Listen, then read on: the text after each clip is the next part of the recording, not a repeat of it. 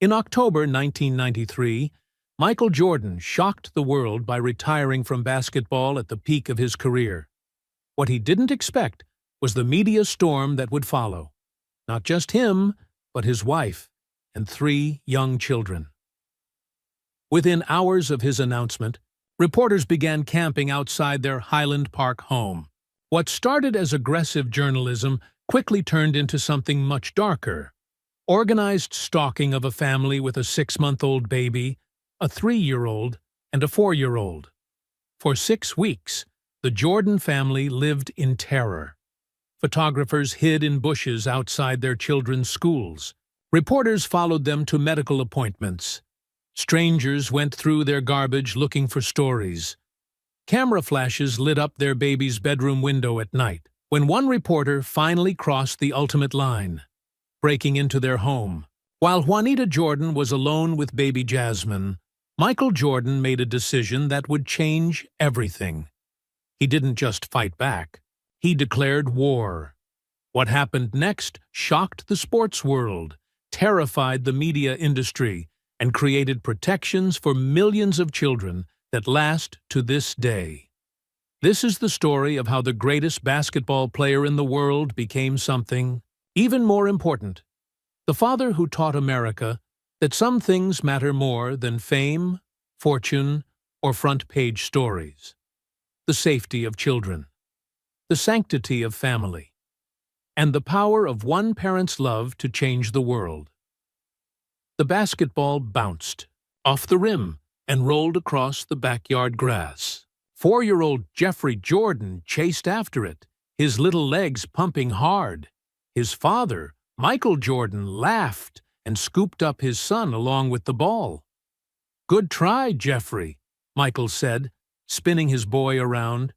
"You almost had it."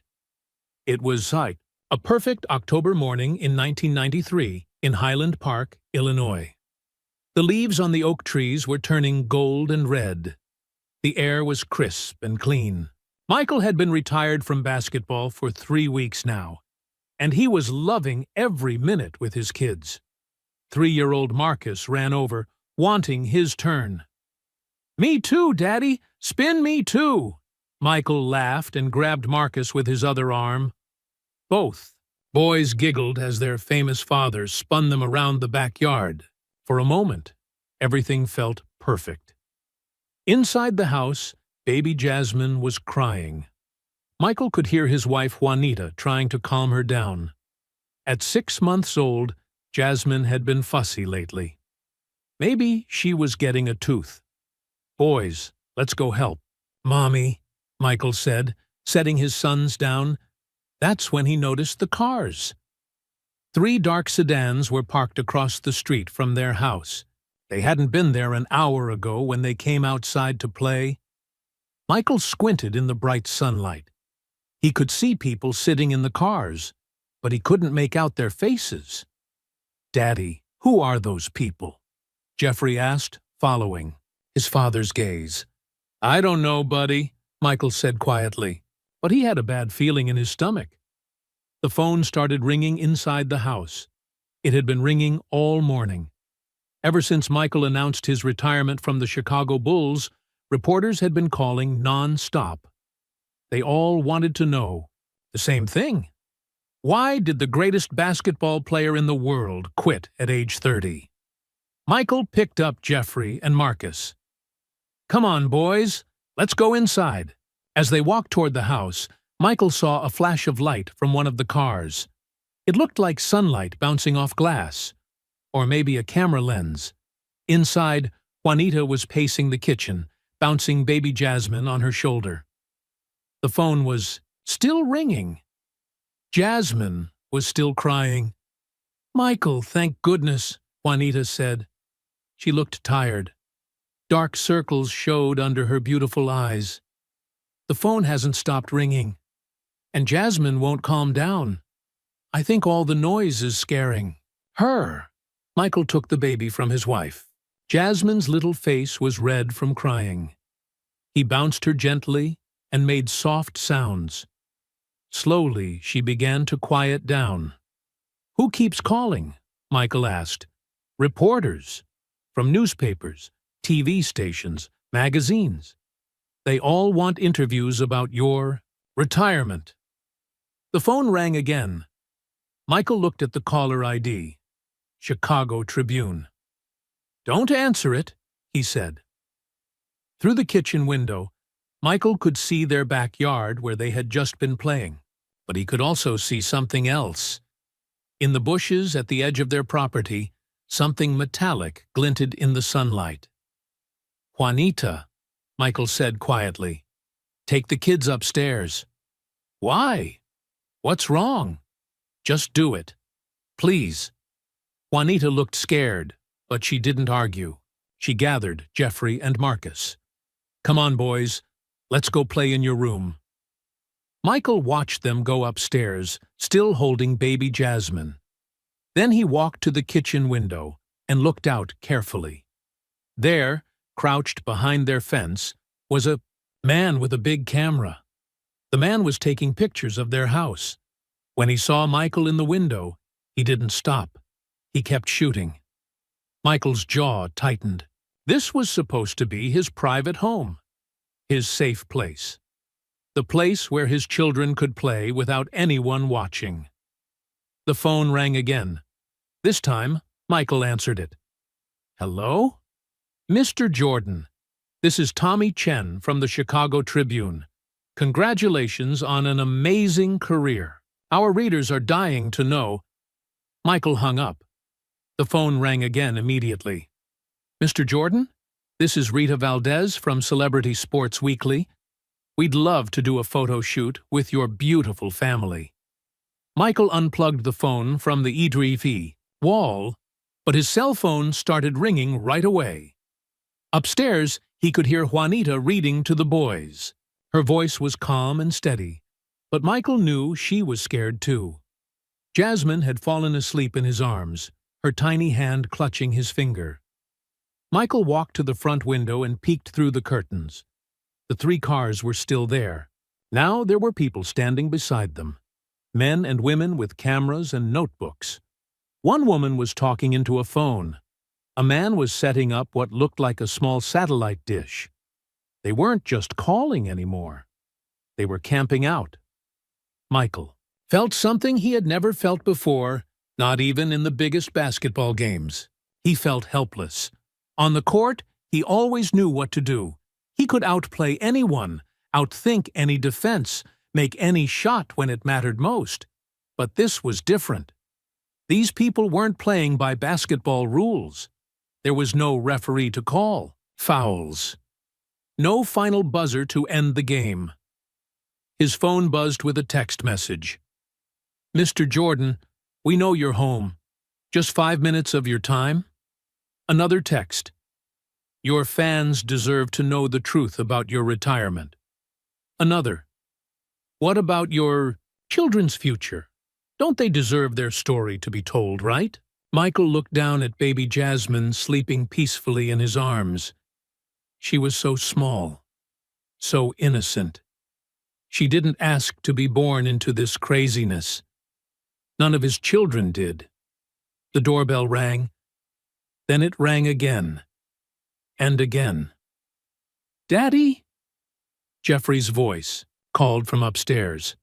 "Why is someone ringing our doorbell so much?" Michael walked to the front door but didn't open it. Through the peephole, he could see a young man in a suit holding a microphone. Behind him was a woman with a large camera. "Mr. Jordan?" the man called through the door. "I'm Tommy Chen from the Tribune. I just have a few quick questions." Michael didn't answer. "Mr. Jordan, your fans are worried about you. They just want to know you're okay." The camera woman moved to the side window, trying to get a shot through the curtains. Michael's phone rang again. When he looked at the screen, he saw his agent's number. "Hello, David."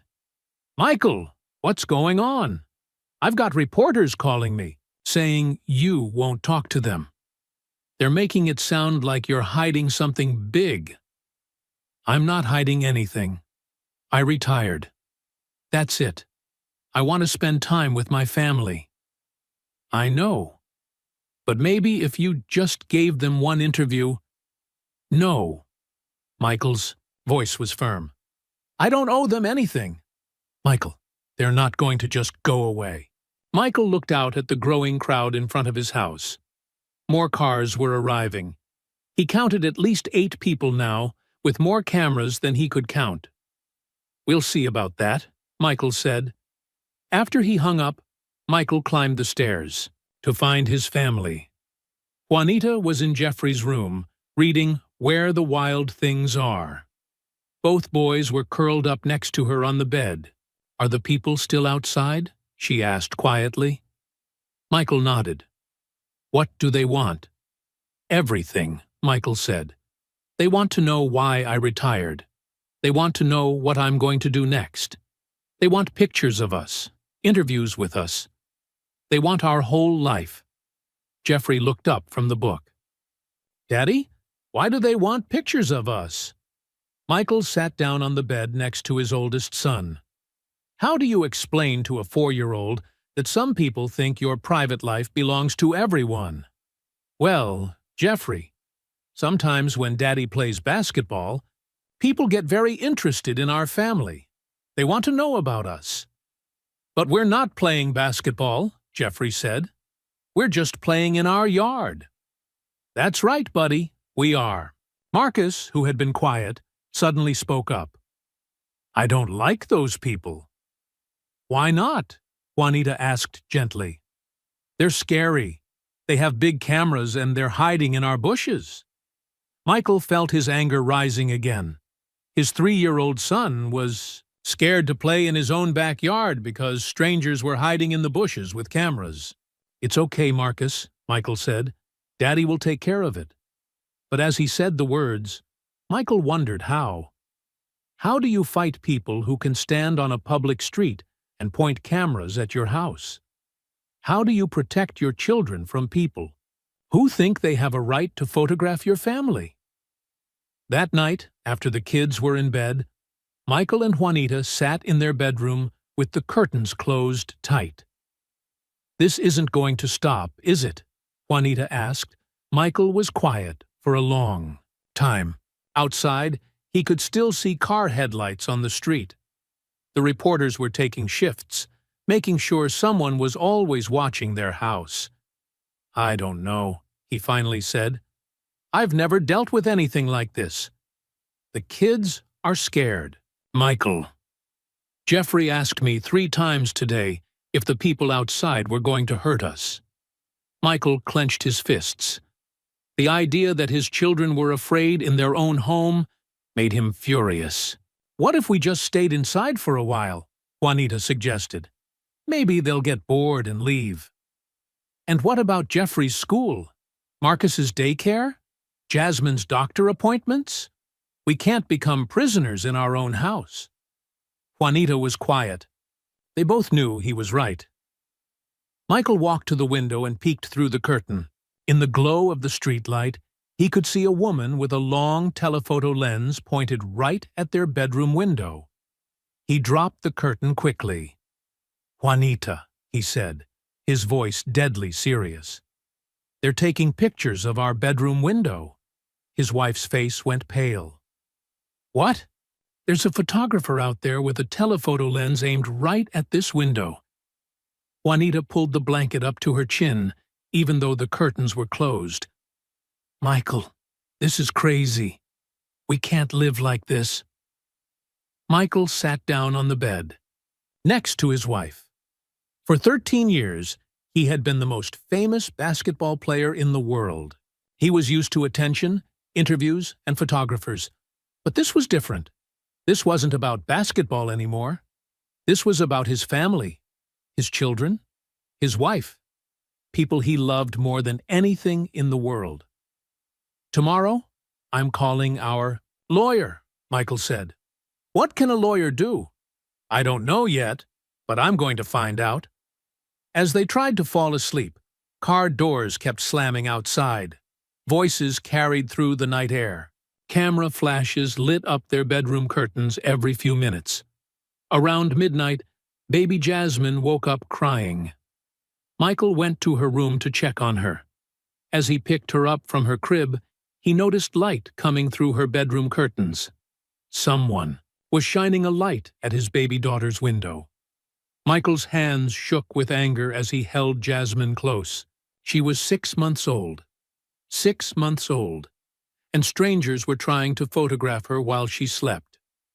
That's when Michael Jordan made a decision that would change everything. He wasn't going to run away. He wasn't going to hide. And he wasn't going to let anyone scare his children. The storm was just beginning. But Michael Jordan had faced storms before, and he had always found a way to win. This time, though, winning wasn't about scoring points or holding up trophies. This time, winning was about protecting the three most precious things in his world: Jeffrey, Marcus, and Jasmine. And Michael Jordan never lost when it really mattered. 3 weeks later, Michael Jordan realized he had never been more wrong about anything in his life. He thought the reporters would get bored and leave. Instead, there were more of them every day. What started as 3 cars had become a small army of news vans, photographers, and curious neighbors who came to gawk at the circus outside the Jordan family home. Michael stood at his kitchen counter, drinking coffee, and watching his 4-year-old son Jeffrey push cereal around his bowl. The little boy hadn't eaten much in days. "Jeffrey, you need to eat your Cheerios," Juanita said gently. She was bouncing baby Jasmine on her hip while trying to pack Marcus's lunch for daycare. "I'm not hungry," Jeffrey mumbled. "But you love Cheerios," Michael said, sitting down next to his son. Jeffrey looked up at his father with serious brown eyes. "Daddy, do I have to go to school today?" Michael's chest tightened. "Why don't you want to go to school, buddy?" "Because of the camera people." Yesterday had been Jeffrey's first day back at North Shore Country Day School since the media circus began. Michael thought the reporters would respect the fact that it was a children's school. He was wrong about that, too. Tommy Chen from the Chicago Tribune had been waiting in the parking lot with his camera. When Michael walked Jeffrey to his classroom, Tommy jumped out from behind a minivan. "Jeffrey! Jeffrey Jordan!" Tommy had shouted, shoving a microphone toward the little boy's face. "How do you feel about your daddy retiring?" Jeffrey had burst into tears and clung to Michael's leg. Mrs. Patricia Wells, Jeffrey's teacher, had rushed over. "Excuse me, this is a school. You can't be here." "Public parking lot, lady," Tommy had said, still pointing his camera at Jeffrey. First Amendment rights. That's when Michael had lost his temper for the first time. "Get that camera away from my son." "Just a few questions, Michael. The public has a right to know." Michael had scooped up Jeffrey and carried him into the school building, but the damage was done. His son spent the whole day asking Mrs. Wells if the cameraman was coming back. Now, sitting at the breakfast table, Jeffrey was too scared to go back. "The camera people won't bother you at school," Michael said, though he wasn't sure if that was true. "Promise?" Jeffrey asked. Michael looked into his son's trusting eyes. "I promise, buddy." But as Michael drove Jeffrey to school that morning, he saw Tommy Chen's car following them. Rita Valdez, the photographer from Celebrity Sports Weekly, was riding in the passenger seat with her long telephoto lens. At the school, Michael parked as close to the building as possible. He grabbed Jeffrey's hand and walked quickly toward the entrance. "Jeffrey! Over here!" Rita called out, snapping pictures as fast as she could. "Give us a smile, sweetie." Jeffrey squeezed his father's hand so hard it hurt. "Daddy, make them stop," Jeffrey whispered. "I'm trying, son." Mrs. Wells was waiting at the classroom door. She was a kind woman in her 50s who had taught preschool. For 20 years, she had never seen anything like this. "Mr. Jordan, I'm so sorry," she said, ushering Jeffrey inside. We've called the police twice, but they say as long as the reporters stay off school property, there's nothing they can do. It's not your fault, Michael said, but inside he was furious. His 4-year-old son shouldn't need police protection to go to preschool. After dropping off Jeffrey, Michael drove to Marcus's daycare center. 3-year-old Marcus was usually excited about seeing his friends and playing with toys, but this morning he was quiet in his car seat. "We're here, Marcus," Michael said, pulling into the daycare parking lot. "Are the picture people here too?" Marcus asked in a small voice. Michael looked around. He didn't see any reporters, but that didn't mean they weren't hiding. "I don't think so, buddy." But as they walked toward the daycare building, a flash went off from behind a tree. Then another. Rita Valdez stepped out from behind a garbage dumpster, her camera clicking rapidly. "Marcus, look over here, honey," she called out. Marcus started crying and buried his face against Michael's shoulder. "Leave my son alone," Michael shouted. "Just doing my job," Rita called back, still taking pictures of the crying 3-year-old. Inside the daycare, the director, Mrs. Sandra Kim, pulled Michael aside. "Mr. Jordan, I need to talk to you," she said quietly. "Some parents are getting nervous about all the attention. They're worried about their own children's safety." Michael's heart sank. "Are you asking me to take Marcus out of daycare?" "Not yet. But if this continues—" Michael understood. The other parents didn't want their children caught up in the Jordan family's media nightmare.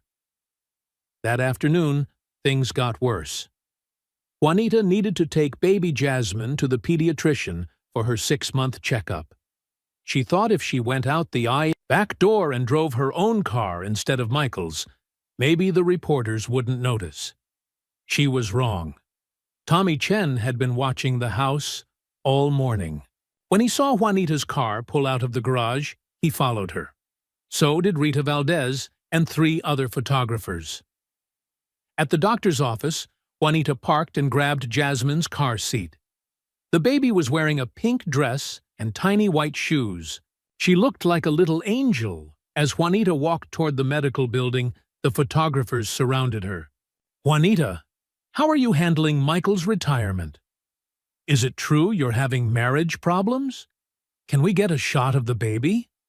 Jasmine started crying from all the noise and commotion.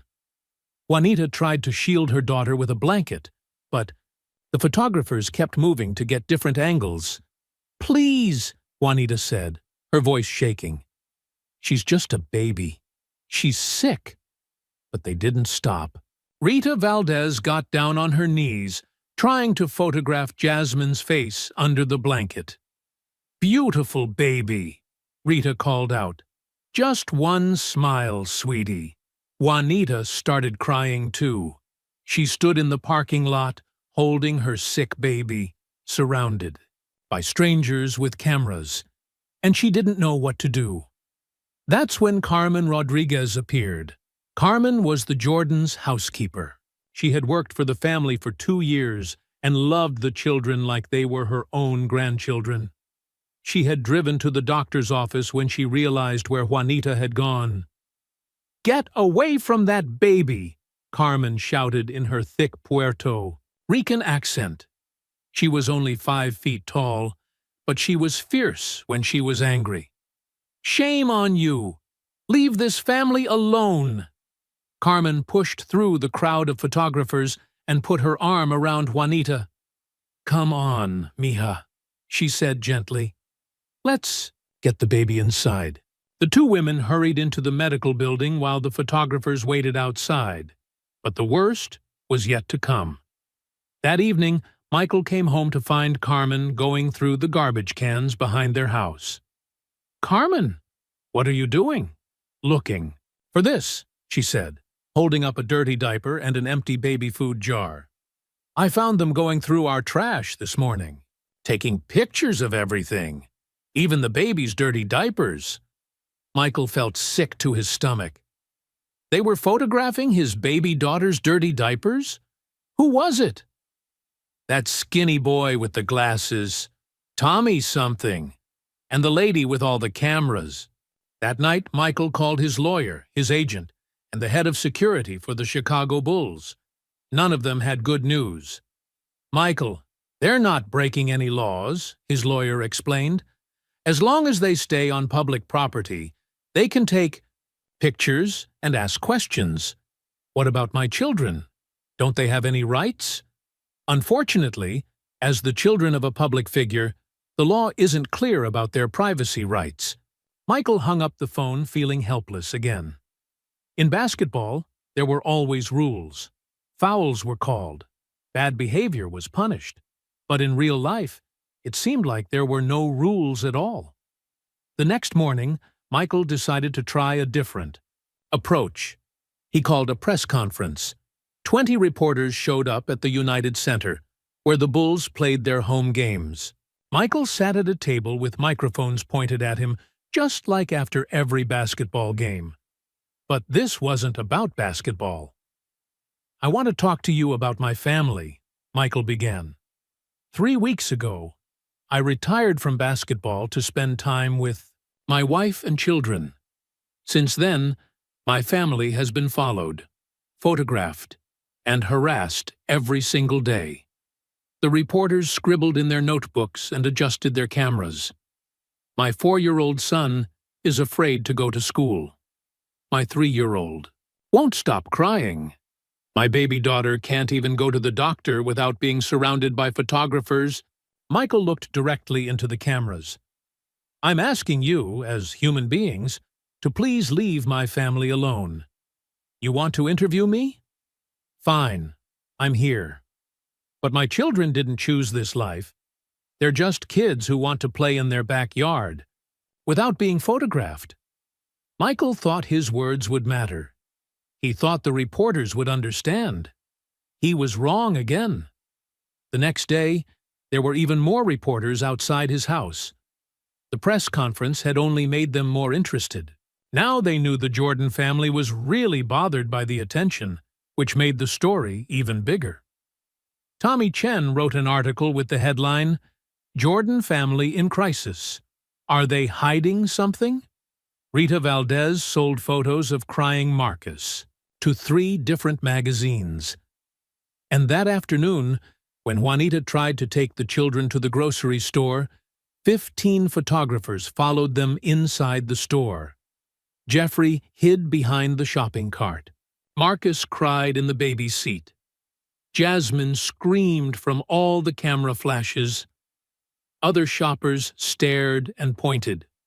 Some took pictures with their own cameras. A few asked for autographs while Juanita was trying to calm her crying children. "Please," Juanita begged the store manager. "Can you make them stop?" "I'm sorry, ma'am. It's a public store. As long as they're not disturbing other customers." But they were disturbing other customers. They were disturbing everyone. The whole store had turned into a circus, and the Jordan children were the main attraction. That night, as Michael tucked Jeffrey into bed, his son asked the question that broke his father's heart. "Daddy, why do those people want to hurt our family?" "They don't want to hurt us, Jeffrey. They just want to take pictures and ask questions. But it feels like they want to hurt us." Michael sat on the edge of his son's bed in the dark room. Outside, he could see the glow of camera flashes through the curtains. "Jeffrey, I need you to know something. Daddy is going to fix this." "How?" "I don't know yet. But I promise you, I'm going to make it stop." Jeffrey was quiet for a moment. Then he said, "Daddy, are you going to fight the camera people?" Michael thought about that question. Was he going to fight them? "Yes, son. I am." "Like in basketball?" "Sort of. But this is more important than basketball. Because we're your team?" Michael felt tears in his eyes. "That's exactly right, Jeffrey. You and Marcus and Jasmine and Mommy are my team. and I always protect my team. As Michael kissed his son goodnight, he heard a car door slam outside. Then another. The night shift of reporters was arriving. Downstairs, Juanita was feeding Jasmine a bottle. She looked exhausted. "How was your day?" Michael asked, though he could see the answer in her tired eyes. "Terrible. We couldn't go anywhere without being followed. The children are scared all the time." "And Michael?" She paused, looking down at baby Jasmine. "I think all this stress is affecting Jasmine. She's been fussy constantly. She won't sleep. Something's wrong." Michael looked at his baby daughter. Even at 6 months old, she seemed to sense the tension around her. Her little face was red and blotchy. She kept crying even while drinking her bottle. "Maybe we should take her to the doctor." "Again," Michael suggested, "and have another circus in the parking lot?" "I can't do that to her again, Michael. I can't put her through that stress." That's when Michael realized how bad things had really gotten.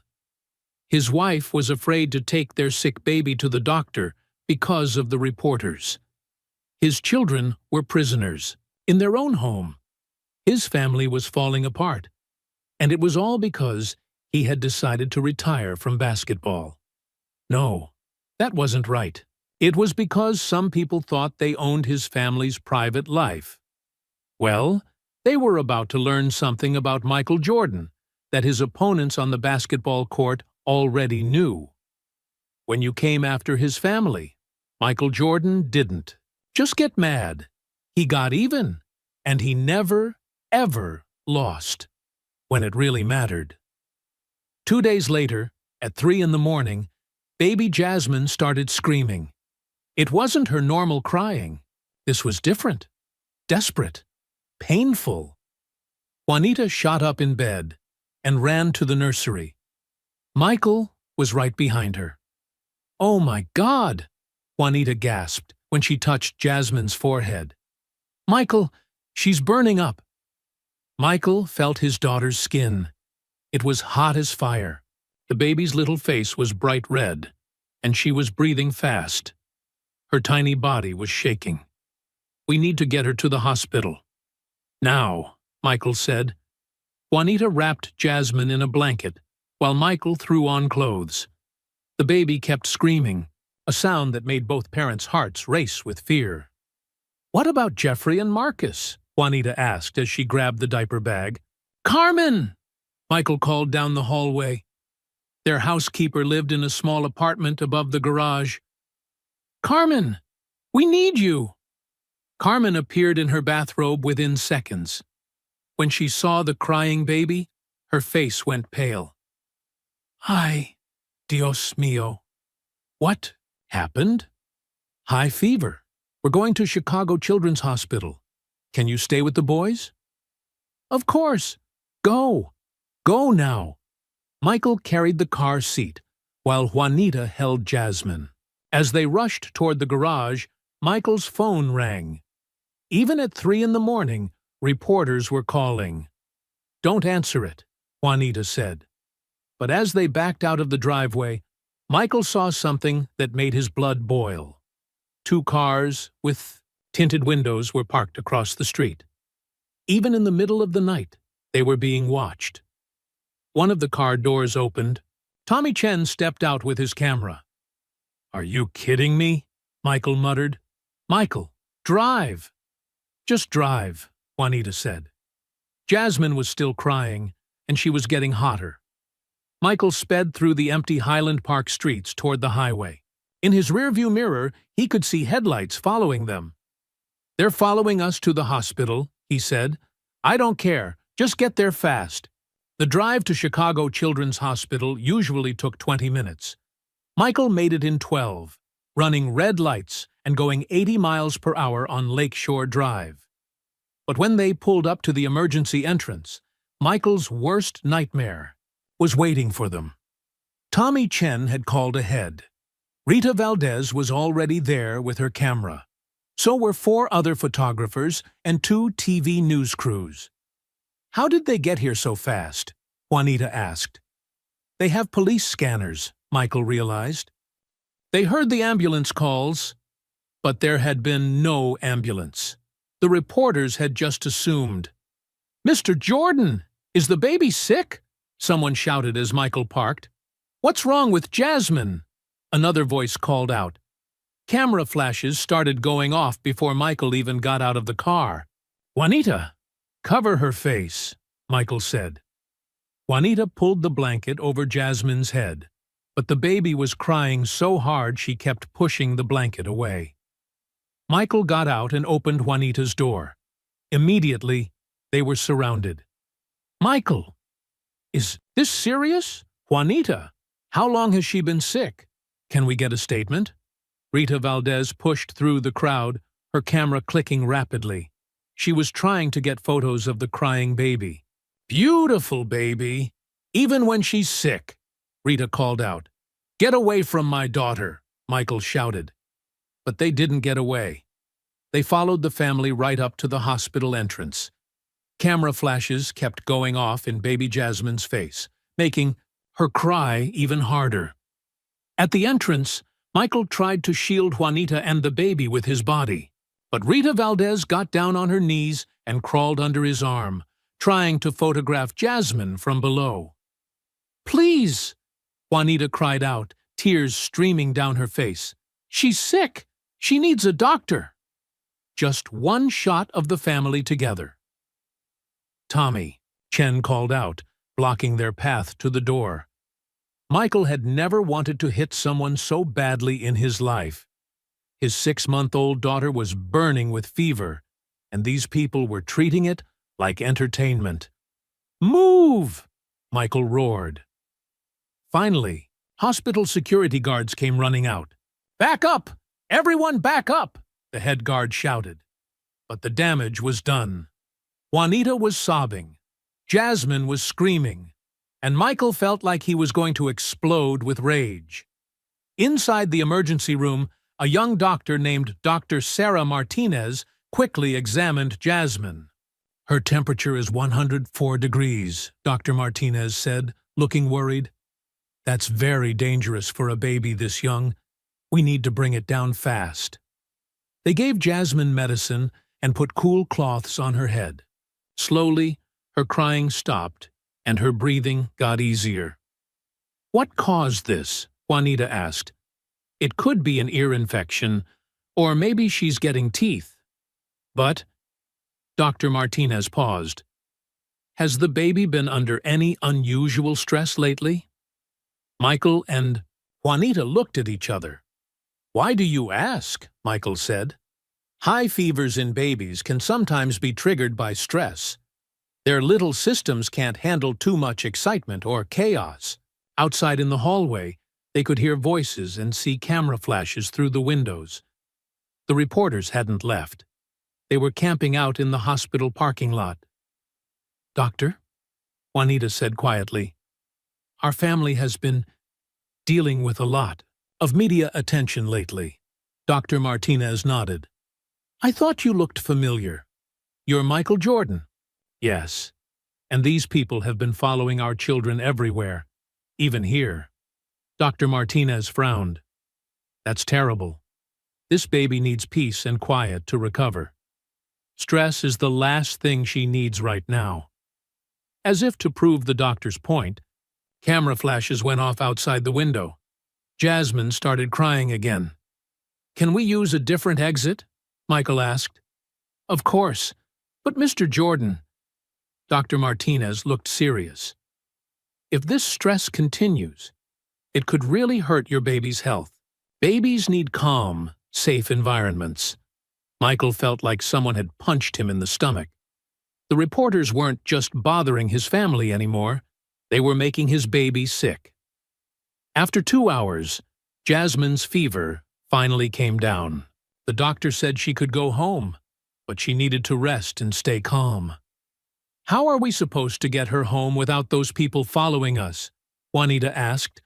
The head of hospital security, a large man named Frank Morrison, overheard.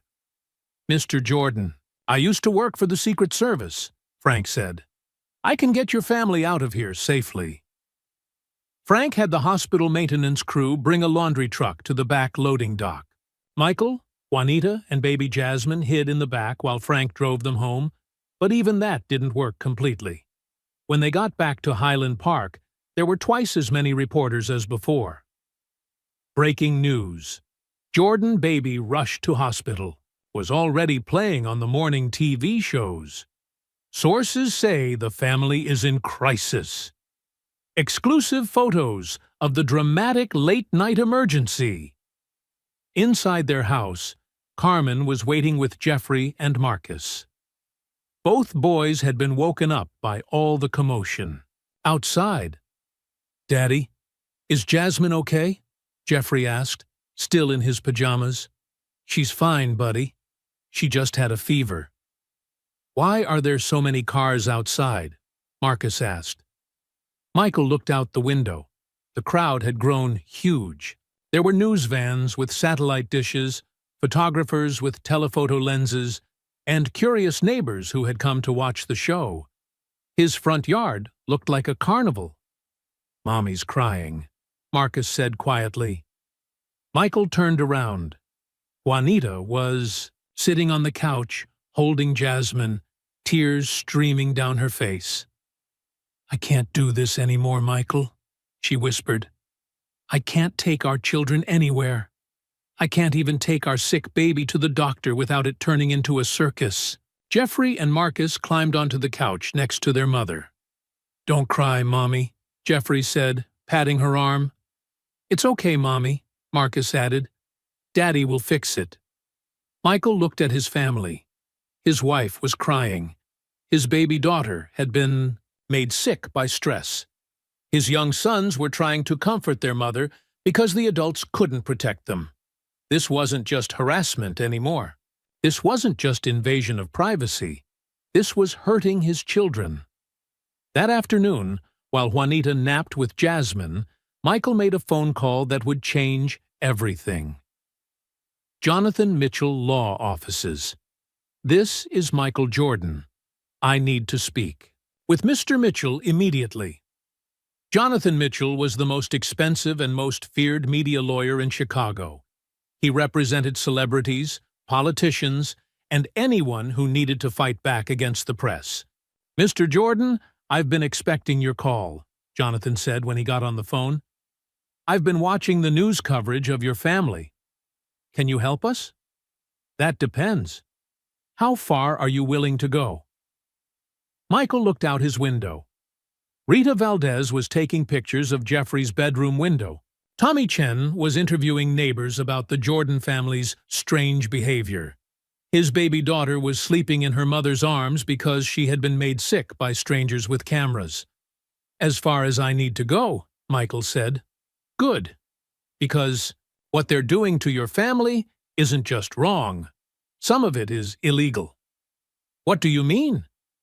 "Taking pictures through your children's bedroom windows, going through your garbage, following your baby to medical appointments. That's harassment, invasion of privacy, and possibly stalking." Michael felt something he hadn't felt in weeks. Hope. "Can we stop them?" "Mr. Jordan, I don't just stop people, I destroy them." "What would that look like?" "Lawsuits, criminal charges, public humiliation.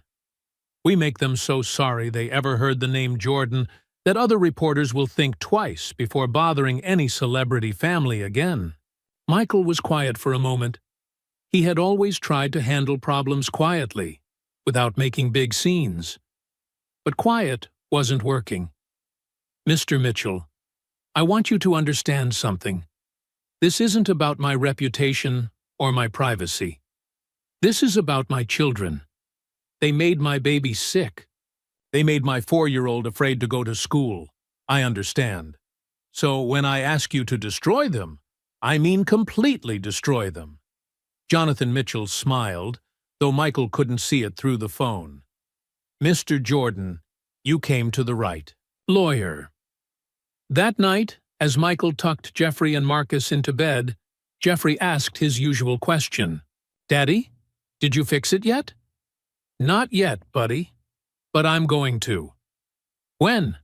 Michael looked out Jeffrey's bedroom window. He could see Tommy Chen sitting in his car, eating a sandwich and waiting for something interesting to happen. Soon, Jeffrey. Very soon. After the boys were asleep, Michael sat in his bedroom with Juanita. Baby Jasmine was finally sleeping peacefully for the first time in days. "What did the lawyer say?" Juanita asked. "He said we can fight back. Really fight back." "How?" Michael took his wife's hand. "I'm going to do something that's going to shock everyone. The reporters, the media, maybe even you." "What?" "I'm going to show them what happens when you mess with Michael Jordan's family." Juanita looked at her husband. She had been married to him for 4 years. She had seen him win championships, score impossible shots, and never back down from any challenge, but she had never seen this look in his eyes before. "Michael, what are you planning?" He squeezed her hand. "I'm planning to win." Outside their bedroom window, a camera flash went off. Someone was still taking pictures of their house. At midnight, Michael smiled grimly. Let them take all the pictures they wanted. They had no idea what was coming. The next morning, Michael Jordan did something that surprised everyone. He disappeared. Not physically. He was still in his house with his family. But suddenly, Michael Jordan became the quietest man in America. No phone calls to reporters. No statements. No angry outbursts when photographers jumped out from behind trees. For 3 days, Michael said absolutely nothing to the media. He just smiled and waved politely. When they shouted questions at him, the reporters didn't know what to think. "Maybe he's given up," Tommy Chen said to Rita Valdez as they sat in Tommy's car outside the Jordan house.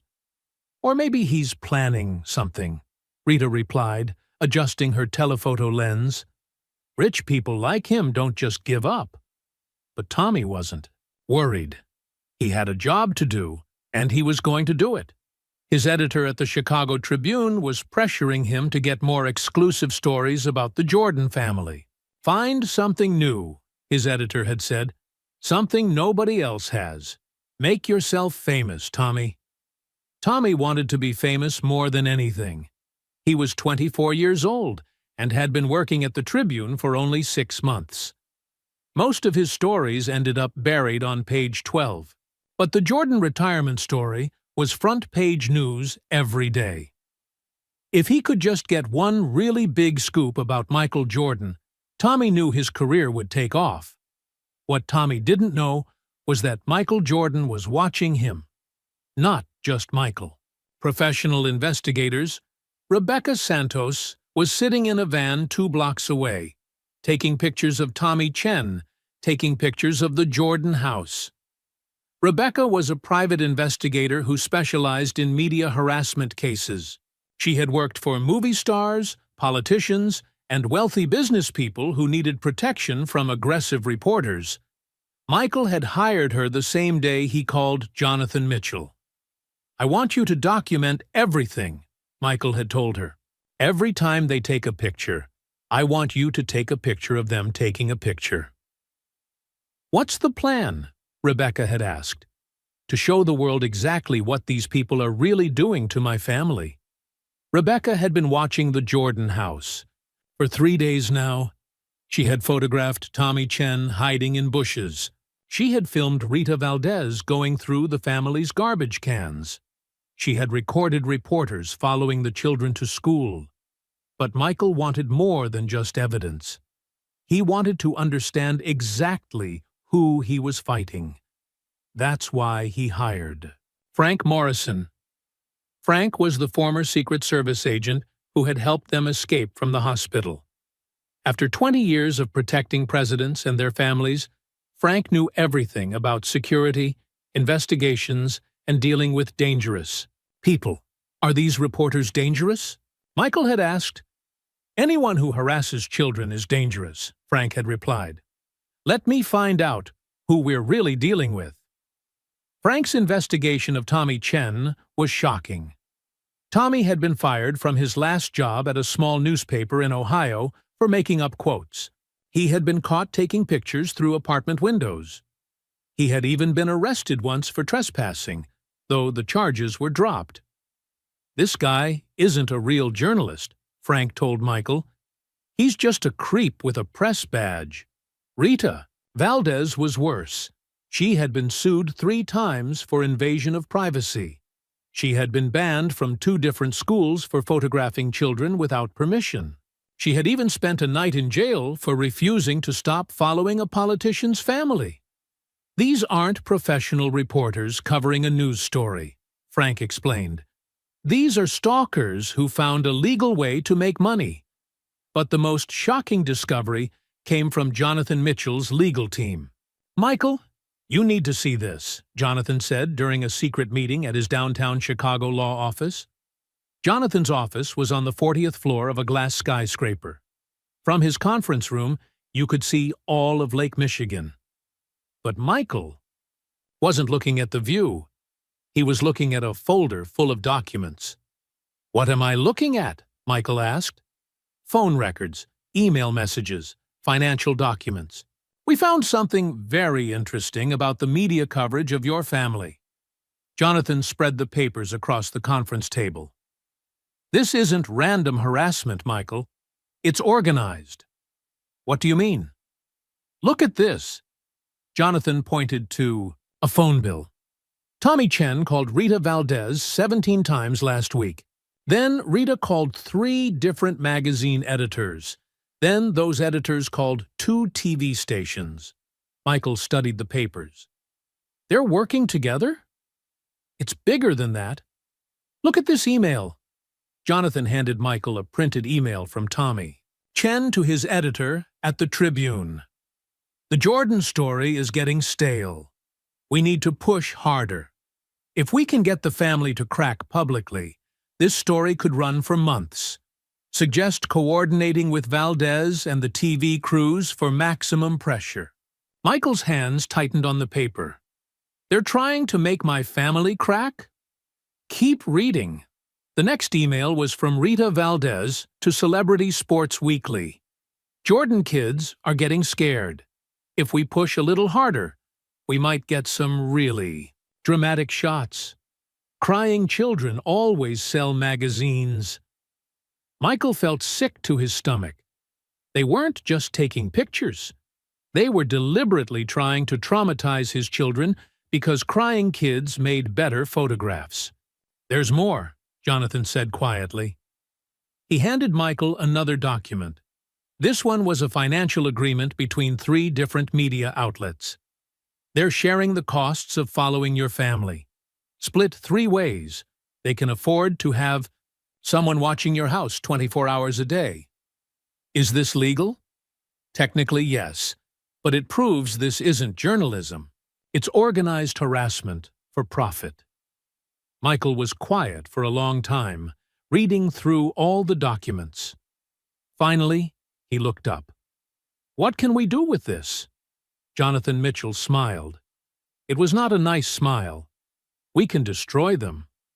"How?" "Civil lawsuits for invasion of privacy, harassment, and intentional infliction of emotional distress. Criminal charges for stalking and trespassing. And something even better." "What?" "We leak these documents to every major newspaper in the country. We show the world that the people harassing your family aren't journalists.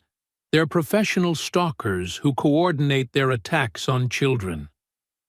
Michael thought about Jeffrey asking why the camera people wanted to hurt their family. "When do we start?" "We've already started. Frank has been documenting their illegal activities. Rebecca has been filming their harassment. My legal team has been building cases against 12 different people and 6 media companies." 12 people? Oh, yes. This goes much deeper than just Tommy Chen and Rita Valdez. Jonathan pulled out another folder, even thicker than the first one. Local news stations, national magazines, freelance photographers, even some of your neighbors who have been selling information about your family's daily routines. Michael was shocked. "My neighbors?" Mrs. Henderson from 2 houses down has been calling reporters every time you leave the house. She's making $50 per tip. $50 to tell strangers when my children go outside? The media is paying people to spy on your family, Michael. This is much bigger than you thought. Michael stood up and walked to the window. From 40 floors up, Chicago looked peaceful and orderly. But down on the ground, his family was under siege. Jonathan, I want you to understand something. I don't just want to stop this. I want to make sure it never happens to another family. That's exactly what we're going to do. How long will this take? If we file everything at once, we can have them in court within 2 weeks. Michael turned back from the window. No. No? I don't want them in court in 2 weeks. I want them to think they're winning. I want them to get more aggressive. I want them to hang themselves. Jonathan raised an eyebrow. That's risky. They might hurt your family more in the meantime. They're already hurting my family. But if we move too fast, they'll just claim they were doing their jobs. I want evidence so clear, so obvious, that no judge or jury could ever side with them. You want to let them make it worse? Michael nodded. I want them to cross every line they can think of, and I want cameras rolling when they do it. It was a dangerous plan, but Michael Jordan had always been willing to take risks when the stakes were high enough, and nothing had ever been more important than protecting his children. Over the next week, Michael played his part perfectly. To the outside world, he looked defeated. He stopped making public statements. He avoided eye contact with reporters. He seemed to be retreating deeper into his house. The media thought they were winning. Tommy Chen got bolder. He started following Jeffrey to school every single day, calling out questions to the 4-year-old. Rita Valdez started climbing trees near the Jordan house to get better camera angles into their backyard. Other reporters began offering money to anyone who could get them information about the family's private conversations. They had no idea that every single thing they did was being recorded by hidden cameras. Frank Morrison had installed a complete surveillance system around the Jordan property. Cameras in trees, microphones in bushes, recording equipment in fake delivery trucks. We're getting everything, Frank reported to Michael. Every illegal act, every invasion of privacy, every moment of harassment. How much more do we need? Jonathan says we're almost ready. But there's one more thing he wants to wait for. What? Something so outrageous that it will make national news. Something that will turn the entire country against these people. Michael was nervous about waiting longer. Every day meant more stress for his family. Jasmine was still getting sick frequently. Jeffrey was having nightmares. Marcus had stopped talking to anyone except family members, but Michael trusted his legal team. They knew what they were doing. What none of them knew was that Tommy Chen was planning something that would give them exactly what they needed. Tommy had been thinking about his editor's words, "Make yourself famous." He had decided that just taking pictures and asking questions wasn't enough. He needed to do something that no other reporter had done. He needed to get inside the Jordan house. That Friday afternoon, while Michael was at a meeting with his lawyers, Tommy Chen made a decision that would destroy his career and change his life forever. He was going to find a way to get photographs of the Jordan family inside their own home. Tommy didn't know that Rebecca Santos was watching him plan it. He didn't know that Frank Morrison had cameras everywhere, and he definitely didn't know that Michael Jordan was waiting for exactly this kind of mistake. The trap was set. All they had to do now was wait for Tommy Chen to walk into it. Tommy Chen didn't have to wait long to make his biggest mistake. It happened on a rainy Tuesday morning in November. Michael had taken Jeffrey to school, and Juanita was inside with baby Jasmine. Marcus was at daycare. The Itau house was quiet. Tommy thought this was his perfect chance. What he didn't know was that Rebecca Santos was watching him from her van. Frank Morrison was monitoring him through hidden cameras, and Michael Jordan was sitting in Jonathan Mitchell's law office, watching Tommy on a live video feed. "Here he goes," Frank said into his radio.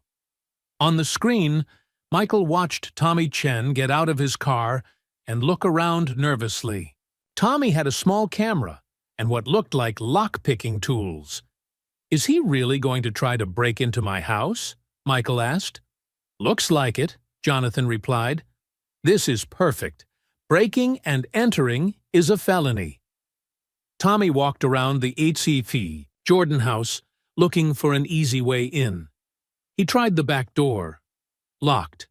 He tried the windows. All locked. Then he noticed something. The basement window on the side of the house was slightly open. Tommy looked around one more time to make sure no one was watching. Then he got down on his hands and knees and crawled toward the window.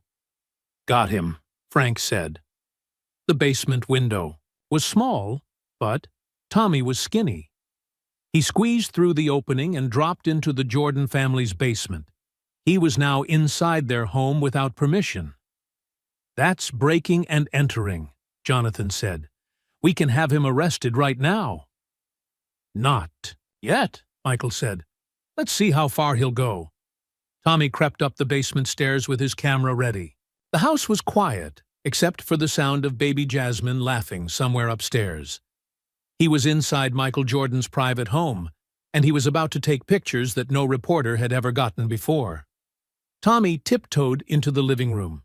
There were family photos everywhere. Pictures of Michael playing with his children. Photos of family vacations. Private moments that were never meant for the public. Tommy started taking pictures of everything. Family photos. Personal letters on the kitchen counter. Even a drawing that Jeffrey had made for his father with "I love you, Daddy," written in crayon. Upstairs, Jasmine started crying. Tommy heard Juanita's footsteps moving around in the nursery above him. His heart was beating fast, but he kept taking pictures. This was it. This was the story that would make him famous. What Tommy didn't know was that every step he took was being recorded by Frank Morrison's hidden cameras. "We're getting everything," Frank whispered into his radio. In Jonathan's office, Michael watched Tommy Chen violate his family's privacy in the worst possible way. "Look at him," Michael said quietly. "He's taking pictures of my children's drawings."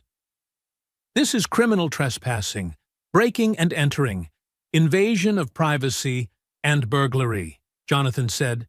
"He's going to prison." But Tommy wasn't done yet. He heard Juanita coming downstairs with baby Jasmine. Instead of running away, Tommy hid behind the couch in the living room. He was going to try to photograph Juanita and the baby inside their own home. Juanita walked into the living room, bouncing Jasmine on her hip.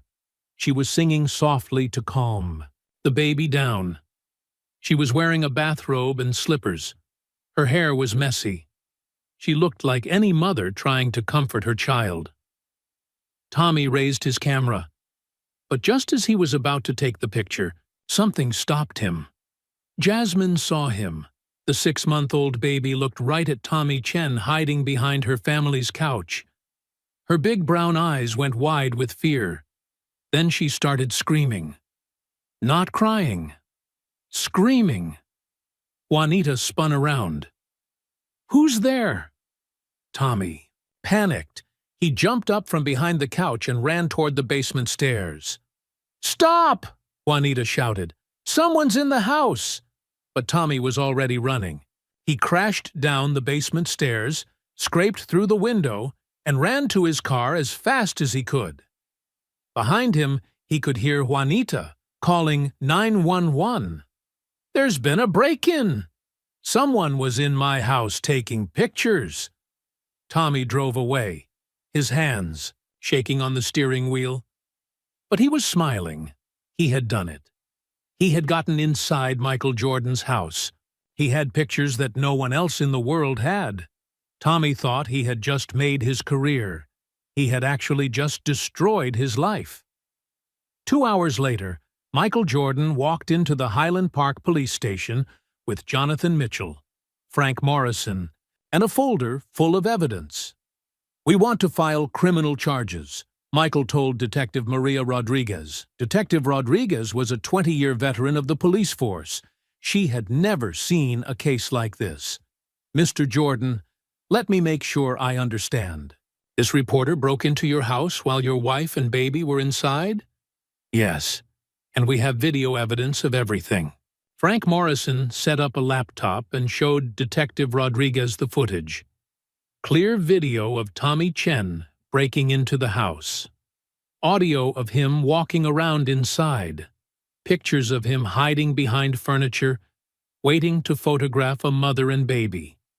"This is unbelievable," Detective Rodriguez said. "How long has this harassment been going on?" 6 weeks, Michael replied. "But it's not just one person. It's organized." Jonathan Mitchell opened his folder of evidence, phone records showing coordination between reporters, financial documents proving they were being paid to harass the family, email messages talking about making the children cry for better photographs. "Detective, we're not just talking about one break-in," Jonathan said. "We're talking about a criminal conspiracy to stalk and harass a family with young children." Detective Rodriguez studied the evidence for a long time. "Mr. Jordan, this is enough to arrest a dozen people. When do you want us to move?" Michael thought about his children. Jeffrey was still afraid to go to school. Marcus had stopped talking to strangers. Jasmine got sick every time there was too much stress. "Right now," Michael said. That afternoon, police cars surrounded the Highland Park neighborhood, where the Jordan family lived. Tommy Chen was arrested at his apartment. Police found hundreds of photos of the Jordan family on his computer. Pictures taken through windows, photos of the children at school, even images of baby Jasmine's bedroom. Rita Valdez was arrested while sitting in her car outside Jeffrey's preschool. She had been there for 3 hours, waiting to photograph the 4-year-old. 5 other photographers were arrested for trespassing, stalking, and harassment. But the biggest shock came when police arrested Mrs. Henderson, the Jordan family's neighbor. Mrs. Henderson was 73 years old. She looked like someone's sweet grandmother. But she had been spying on the Jordan family for 6 weeks, reporting their every move to reporters for money. "Mrs. Henderson called Tommy Chen every time your children went outside to play," Detective Rodriguez explained to Michael. "She's been making almost $300 a week selling information about your family." Michael felt sick. His children's own neighbor had been betraying them for money. By 6 o'clock that evening, the story was on every news channel in America. Breaking news: reporters arrested for breaking into Michael Jordan's home. Criminal charges filed in Jordan. Family harassment case. Video evidence shows organized media stalking campaign. But the story that really shocked the country came when Jonathan Mitchell released the documents showing how the harassment had been planned and coordinated.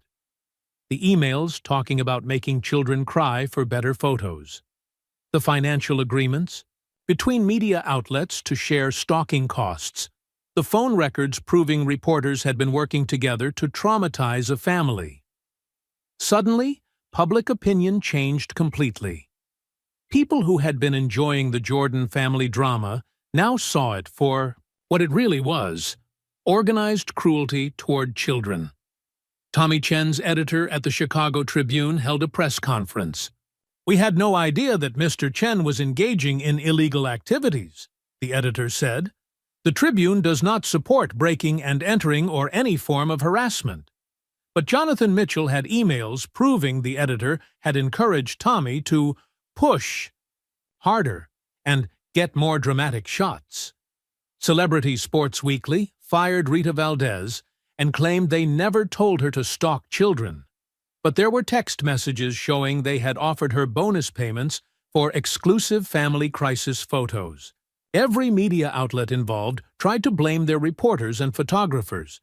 But Michael Jordan's legal team had evidence showing the harassment had been planned at the highest levels. "This isn't about a few bad reporters," Jonathan Mitchell told the press. "This is about an entire industry that thinks celebrity children are fair game for profit." That night, Michael sat in his living room with his family for the first time in 6 weeks, without worrying about cameras outside their windows. Jeffrey was playing with toy cars on the carpet. Marcus was reading a picture book. Baby Jasmine was sleeping peacefully in her mother's arms. "Is it over?" Juanita asked. "The arrests are just the beginning," Michael said. "Tomorrow, we file the civil lawsuits." How many lawsuits? 12 different reporters and photographers, 6 media companies, 3 news stations, and one 73-year-old neighbor who sold out my children for $50 a week. Juanita looked shocked. "You're suing Mrs. Henderson? She put my children in danger for money. She's lucky I'm only suing her." The phone rang. For the first time in weeks, it wasn't a reporter. It was Michael's mother. "Michael, I just saw the news. Are you and the children okay?" "We're fine, Mom. Better than fine. We're fighting back." "Good. Those people had no right to hurt those babies." After Michael hung up, Jeffrey looked up from his toy cars. "Daddy, are the camera people going to come back?" "No, buddy. They're not coming back." "How do you know?" Michael smiled at his son. "Because Daddy won a big game today." "What kind of game?" "The most important game I've ever played." But Michael knew the game wasn't over yet. The arrests were just the first quarter. Tomorrow, the real battle would begin. Tomorrow, Michael Jordan would do something that would change the way the media treated celebrity families forever. Tomorrow, he would show the world what happened when you messed with his children. And when Michael Jordan decided to win, he didn't just win, he dominated. The phone calls started at 6 in the morning. Magic Johnson was the first. "Michael, I just saw the news," Magic said. "Man, I'm so sorry your family went through that." "Thanks, Magic." "Listen, what those reporters did to your kids, that's not right. If you need anything at all, you call me." Magic Johnson was one of the most famous basketball players in the world. He and Michael had been rivals on the court, but they respected each other as fathers and family men.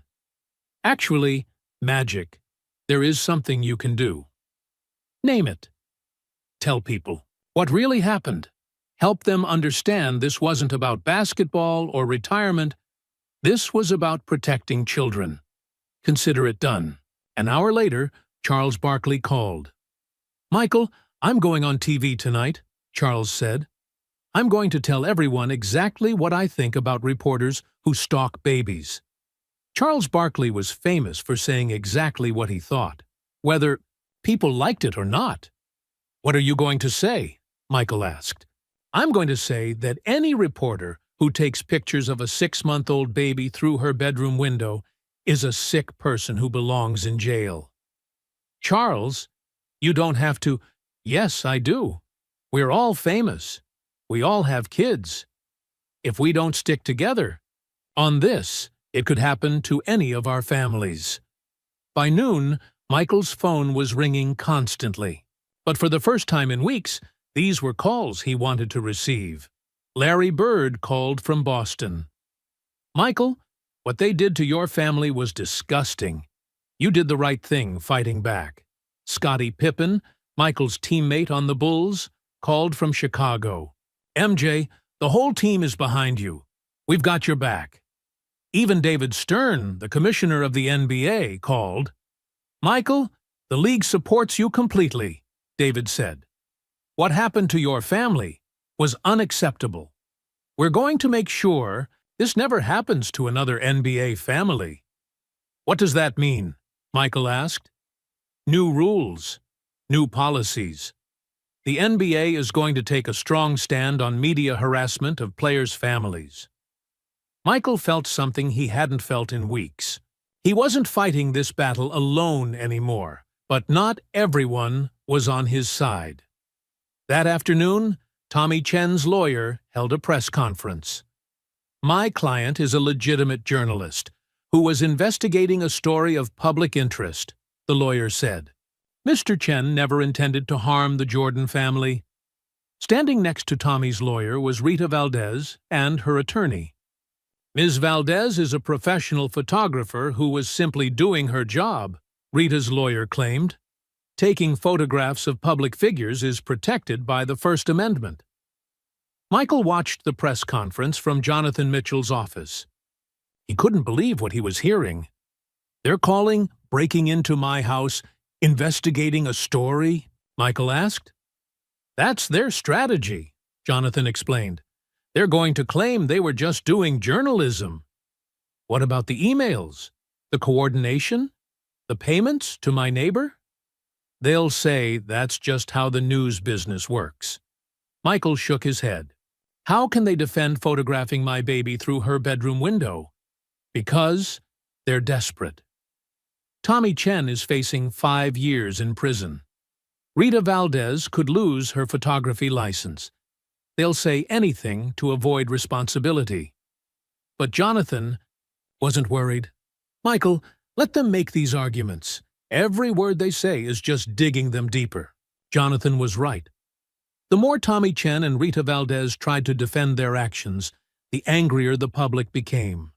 When Tommy's lawyer said that children of public figures have no expectation of privacy, parents across America were outraged.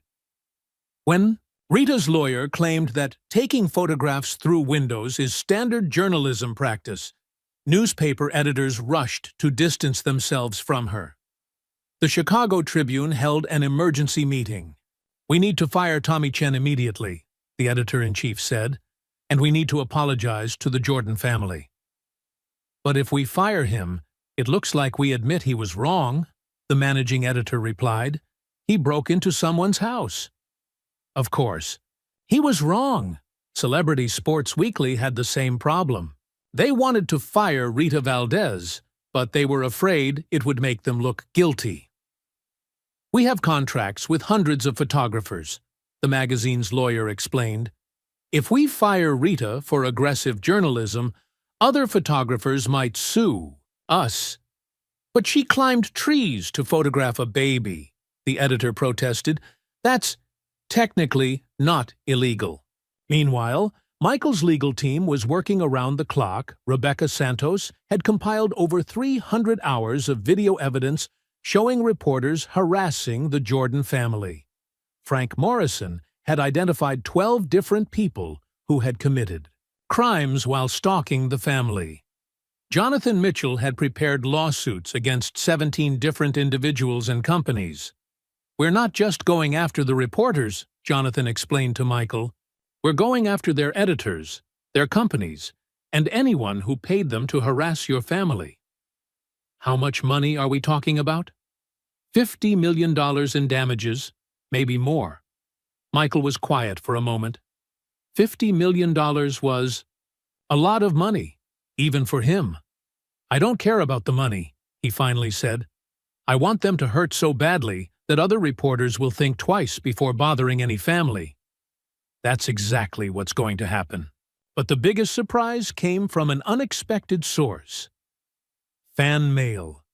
Thousands of letters started arriving at the Jordan house, not from basketball fans, but from parents. Dear Mr. Jordan, one letter read, Thank you for protecting your children. My son is the same age as Jeffrey, and I can't imagine how scared he must have been. Dear Michael and Juanita, another letter said, we saw the news about the reporters breaking into your house. We're so sorry your family went through that. Our whole family is praying for you. The letters came from all over the country. Parents in California, grandparents in Texas, teachers in New York. Look at this one, Juanita said, reading a letter from a woman in Ohio.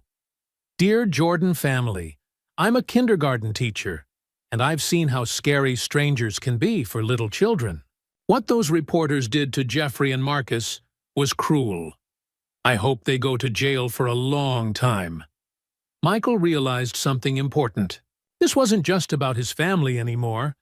Parents everywhere were imagining how they would feel if strangers with cameras were stalking their children. The story was becoming bigger than basketball. Bigger than celebrity news, it was becoming a story about protecting all children from adult predators. That evening, Michael got a call that changed everything. Mr. Jordan, this is Senator Patricia Williams from Illinois. Senator Williams was the chairwoman of the Senate Judiciary Committee. She was also the mother of 3 young children. Senator, what can I do for you? It's what I can do for you, Mr. Jordan.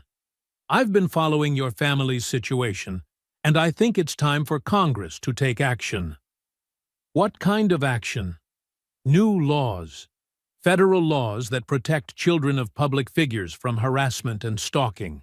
Michael couldn't believe what he was hearing. You want to change federal law because of what happened to my family?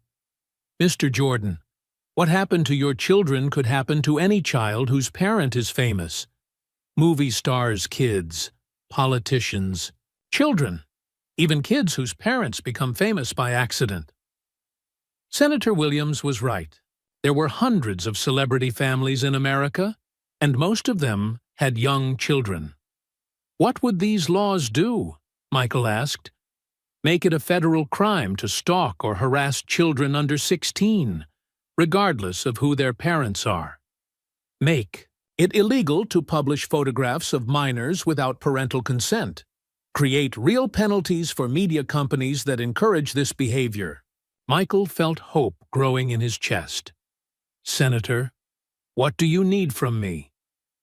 Testify before Congress. Tell your story. Help us pass laws that will protect every family in America. After Michael hung up, he sat quietly in his study. Through the Itui window, he could see Jeffrey and Marcus playing in their backyard. For the first time in weeks, they were laughing and running around like normal children. No reporters, no cameras, no strangers hiding in bushes. Juanita came into the study carrying baby Jasmine. Who was that on the phone? She asked. A U.S. Senator. She wants me to testify before Congress. About what? About changing the laws to protect children like ours. Juanita sat down next to her husband. Michael, when this all started, I just wanted it to stop. I wanted our children to be safe. They are safe now. But what about other children? Other families who might go through this someday? Michael looked at his wife. She was thinking the same thing he was thinking. You think I should testify? I think you should do whatever will protect the most children. That night, Michael made his decision. He wasn't just going to win his legal battle against the reporters who had harassed his family. He was going to change the entire system. He was going to make sure that what happened to Jeffrey, Marcus, and Jasmine never happened to any child again. Michael Jordan had always been a competitor. But this was about something more important than winning. This was about using his fame and power to protect innocent children everywhere. And when Michael Jordan decided to protect something, he didn't just protect it. He built a shield around it that would last forever. 2 weeks later, Michael Jordan walked into the United States Capitol building in Washington, D.C. He was wearing a dark blue suit and carrying a folder full of photographs, pictures of his children hiding from cameras, video clips of reporters climbing trees outside his house, evidence that would shock the world. The Senate Judiciary Committee hearing room was packed. Senators sat behind a long wooden table. Reporters filled every seat in the gallery. Television cameras from every major network pointed at the witness table where Michael would sit. But this time, the cameras were there to help him, not hurt him. "The committee will come to order," said Senator Patricia Williams, the chairwoman. "Today we are here to discuss the Protection of Minor Children Act, proposed legislation that would create new federal protections for children of public figures." Senator Williams looked directly at Michael. "Our first witness is Mr. Michael Jordan, former professional basketball player, whose family was the victim of an organized harassment campaign that shocked the nation." Michael sat down at the witness table. The microphone in front of him was the same kind he had used for thousands of basketball interviews. But this was the most important thing he would ever say. "Mr. Jordan," Senator Williams began, "please tell this committee what happened to your family." Michael took a deep breath and began. "Senators, 6 weeks ago, I retired from basketball to spend time with my wife and 3 young children. Within hours, reporters began following my family everywhere we went." Michael opened his folder and pulled out a photograph. "This is my 4-year-old son, Jeffrey, on his first day back to preschool. As you can see, he's crying because a reporter with a camera jumped out from behind a car and started shouting questions at him." The senators passed the photograph around the table. Several of them shook their heads in disgust. "This is my 3-year-old son Marcus at his daycare center. A photographer was hiding behind a garbage dumpster to take this picture." More photographs. More shocked faces among the senators. "And this is my 6-month-old daughter Jasmine at the hospital emergency room. She had a high fever, possibly caused by the stress of constant harassment.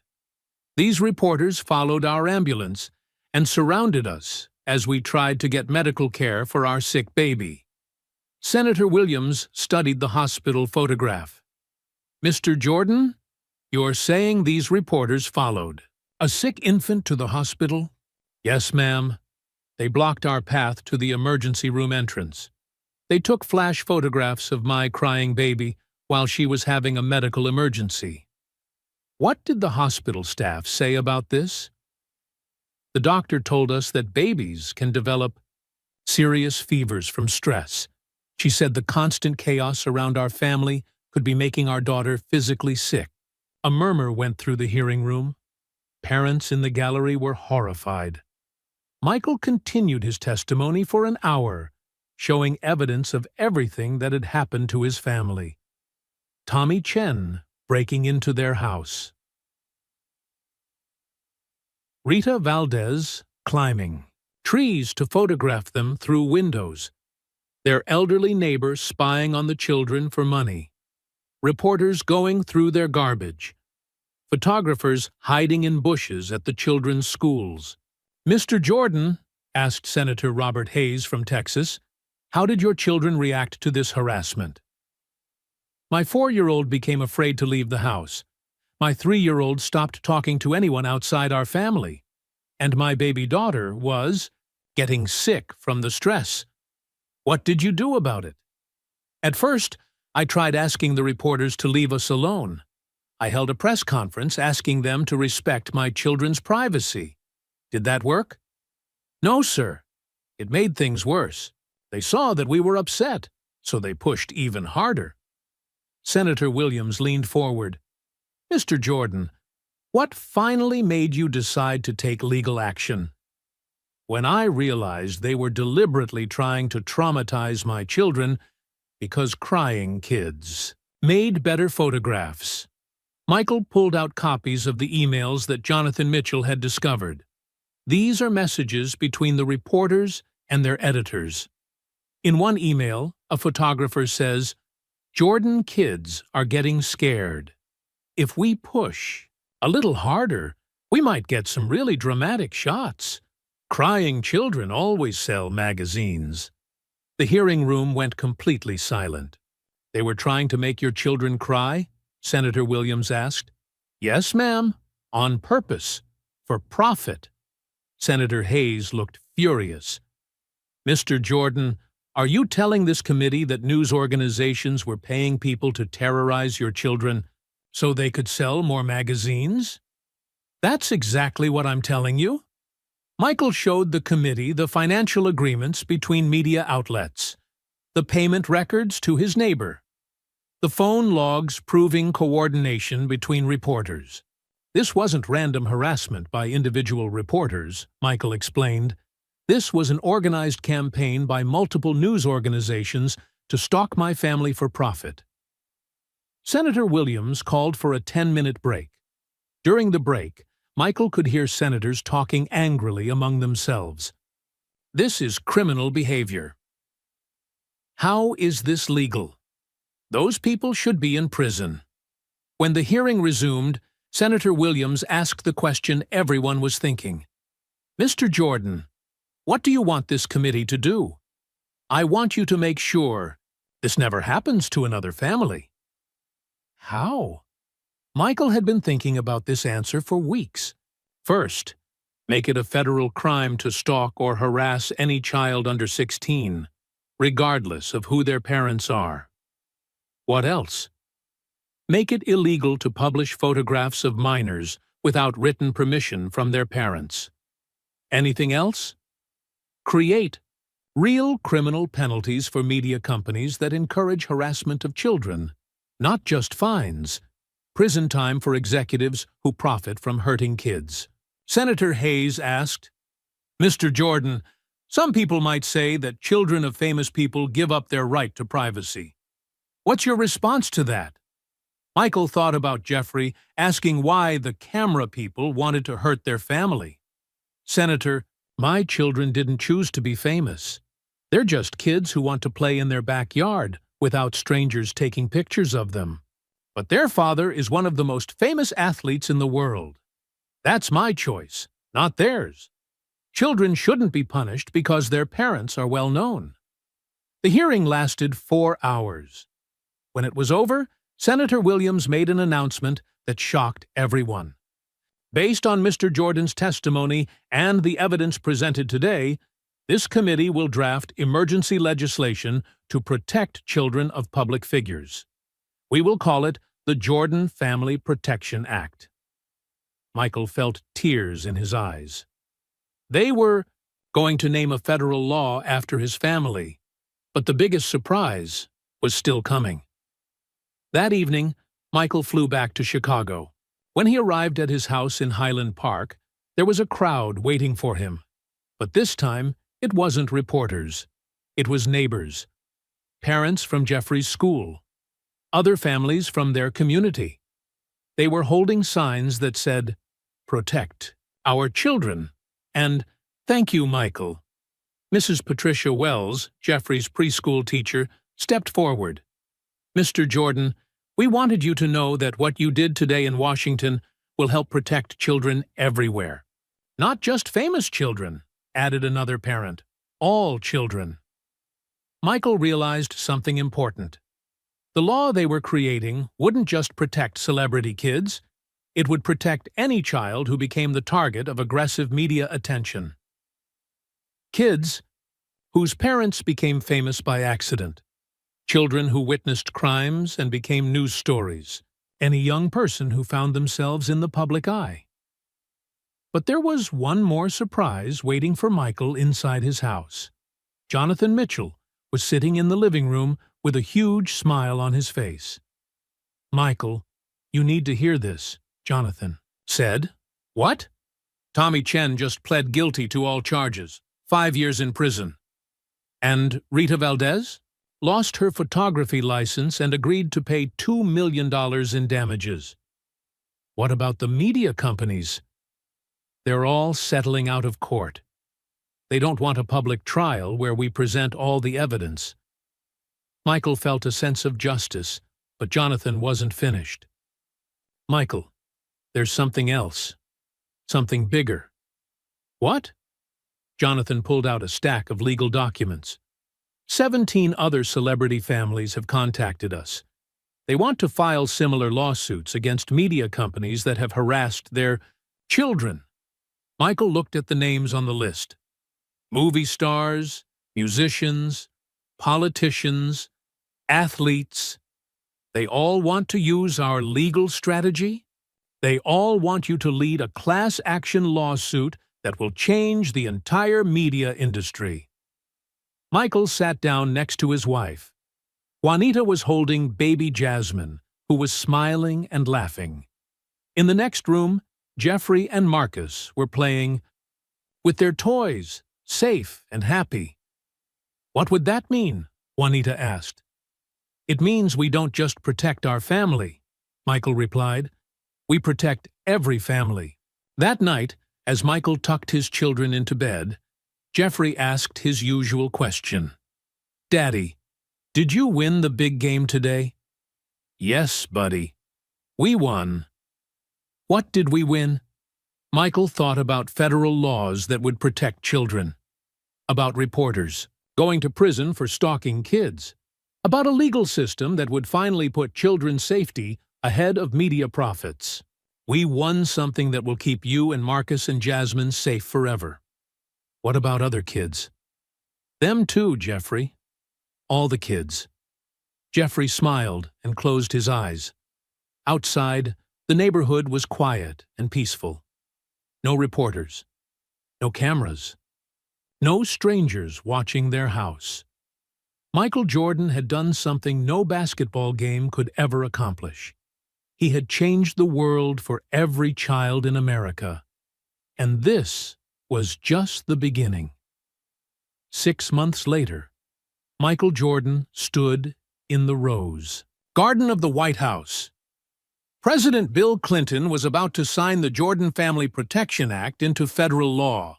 It was a sunny spring day in 1994, and Michael was surrounded by his wife, his 3 children, and dozens of other families who had fought for this moment. Today, President Clinton said to the crowd, we take a stand for every child in America. We say that being famous does not make your children fair game for harassment. We say that making money does not give anyone the right to terrorize innocent kids. Michael held Jeffrey's hand while Juanita carried baby Jasmine. Marcus was sitting on Michael's shoulders, waving at the cameras that were respectfully keeping their distance. These cameras were different. They were invited. They were documenting history, not invading privacy. The Jordan Family Protection Act creates the strongest protections for children that our nation has ever seen, the president continued. It makes stalking any child under 16 a federal crime. It prohibits publishing photos of minors without parental consent. And it holds media companies criminally responsible when they encourage harassment of children. President Clinton picked up his pen. With great pride, I sign this bill into law. As the president signed the law, Michael felt something he had never felt before. Not pride from winning a basketball game. Not satisfaction from scoring points. This was the feeling of knowing he had used his fame to protect millions of children he would never meet. After the ceremony, Michael walked with his family through the White House gardens. For the first time in almost a year, photographers were taking pictures of his children with permission. Daddy, Jeffrey said, are we really safe now? Yes, buddy. You're safe. And so are all the other kids in America. Forever? Forever. But Michael knew the real victory wasn't just the law. It was what had happened to his family during their fight. That evening, back home in Highland Park, Michael sat in his backyard watching his children play. They were laughing and running around like normal kids. No fear, no worry about strangers with cameras. Jonathan Mitchell joined him on the patio. Michael, I wanted to show you something, Jonathan said, handing him a folder. What's this? Letters from families across the country. People thanking you for what you've done. Michael opened the folder and read the first letter. Dear Mr. Jordan, My daughter is 8 years old. Last month, she was in a car accident that made the local news. Reporters started following her to school and taking pictures of her while she was still recovering. Because of your new law, we were able to stop them immediately. Thank you for protecting my little girl. Michael read another letter. Dear Jordan family, I'm a teacher in California. One of my students' fathers became famous when he won the lottery. Reporters were bothering this little boy every day at school. The Jordan Family Protection Act helped us get a restraining order against the media. Thank you for giving children the right to be children. There were hundreds of letters.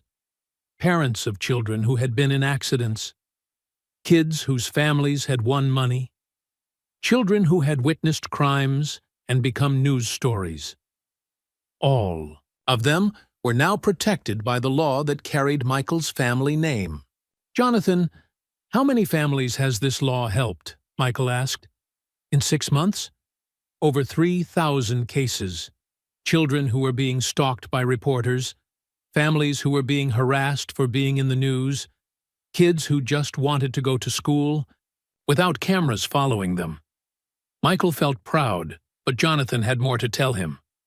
Michael, there's something else, something bigger. What? Other countries are copying our law. Canada just passed their version of the Jordan Family Protection Act. So did England and Australia. Michael couldn't believe it.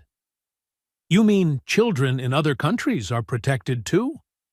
Because of what you started, yes. Millions of children around the world now have legal protection from media harassment. That night, as Michael and Juanita put their children to bed, they reflected on how much their lives had changed. Do you ever regret fighting back? Juanita asked. Never, Michael replied. Those reporters thought they could hurt our children without consequences. They were wrong. What do you think would have happened if we had just stayed quiet? Michael thought about that question. If they had hidden in their house, if they had let the harassment continue, if they had never fought back, Jeffrey would still be afraid to go to school. Marcus would still be scared of strangers. And Jasmine would still be getting sick from stress. And other families would be going through the same thing we went through. Exactly. As they turned off the lights, Michael realized something important. This fight had been about more than protecting his own children. It had been about protecting the idea that childhood should be sacred, that making money didn't give adults the right to terrorize kids. That being famous didn't mean your children belonged to the public. The next morning, Michael got a phone call that surprised him. Mr. Jordan, this is Rebecca Santos. Rebecca was the private investigator who had helped document the harassment of his family. Rebecca, what can I do for you? Actually, it's what I can do for other families. I wanted you to know that I've started a new business. What kind of business? Protection services for families dealing with media harassment. I help them document illegal behavior and work with lawyers to stop it. How many families are you helping? 50 so far. Movie stars, politicians, athletes, even regular people who become famous by accident. And they're all using the legal strategy we developed? They're all using the Jordan method. Document everything, build an ironclad case, then hit back so hard that the media industry learns to respect boundaries. Michael smiled. The fight he had started to protect his own family was now protecting families everywhere. A week later, Michael received the most meaningful recognition of his life. It wasn't a basketball award or athletic honor. It was a letter from the American Academy of Pediatrics. Dear Mr. Jordan, on behalf of pediatricians across the United States, we want to thank you for your work protecting children from media harassment. The Jordan Family Protection Act has already prevented countless cases of stress-related illness in young people. You have made America's children healthier and safer. The letter was signed by thousands of doctors who worked with children every day. Michael hung the letter in his study, right next to his basketball trophies. But the moment that meant the most to Michael came on a quiet Tuesday evening. He was playing basketball with Jeffrey and Marcus in their driveway. 9-year-old Jeffrey was getting pretty good at shooting. 6-year-old Marcus was learning to dribble. 3-year-old Jasmine was sitting on the porch, clapping and cheering for her brothers. A car drove slowly past their house. Michael tensed up for just a moment, remembering the days when strange cars meant trouble. But this car just kept driving. The family inside waved at the Jordan children playing basketball. No cameras, no stopping, no harassment, just neighbors. Being neighborly. "Daddy, watch this," Jeffrey called out, attempting a shot from far away. The ball bounced off the rim, but Jeffrey smiled anyway. "Good try, buddy," Michael said. "Keep practicing. Will you teach me to play like you did?" Michael thought about that question. His basketball career had made him famous around the world, but protecting his family had made him something better. "Jeffrey, I'll teach you to play basketball. But, more importantly, I'll teach you to stand up for what's right. What if bad people try to hurt our family again? Then we'll be ready for them." "How?" Michael pointed to the house where his family lived safely, to the neighborhood where children could play without fear, to the country where new laws protected kids from adult predators with cameras. "Because we built a shield around everything we love, and that shield will last forever." As the sun set over Highland Park, Illinois, Michael Jordan watched his children play in their yard without a care in the world. No strangers hiding in bushes, no photographers climbing trees, no reporters shouting questions at scared little kids. Just a family being a family. 5 years earlier, Michael Jordan had been the most famous basketball player on earth. But people would forget his basketball games. They would forget his statistics and his trophies. They would never forget the father who changed the world to protect his children. The Jordan Family Protection Act would protect millions of kids for generations to come. Other countries would copy the law, extending protection around the globe. Media companies would think twice before targeting children, and parents everywhere would know they had the legal power to fight back against anyone who tried to hurt their kids. Michael Jordan had won 6 NBA championships. But this victory was bigger than basketball. This victory was forever. Years later, when Jeffrey Jordan became a father himself, he would tell his own children about the day their grandfather taught the world that some things are more important than fame, more valuable than money, and worth fighting for no matter what the cost. The safety of children. The sanctity of family. The simple right of kids to be kids. Michael Jordan had built a shield around his family that became a shield around every family in America. And when children asked their parents why strangers couldn't take pictures of them without permission, the answer would always be the same. Because of Michael Jordan. Because he loved his children enough to change the world. From a father's desperate fight to protect his kids from media harassment to federal laws that now safeguard millions of children worldwide, Michael proved that sometimes the greatest victories happen off the court. We'd love to know where you're listening from. Drop a comment below and tell us your city or country. It's amazing to connect with our global family of listeners. If this story touched your heart, please give this video a thumbs up and subscribe to our channel for more inspiring stories like this one. We share real tales of courage, love, and people who stood up for what's right when it mattered most. And here's something special you can do. Share this video with your friends and family. Stories like Michael's remind us that one person's courage can protect countless others.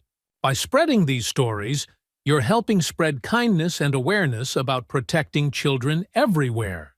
Until next time, remember, sometimes the most important games aren't played on any court or field. They're played in the moments when we choose to protect the people we love.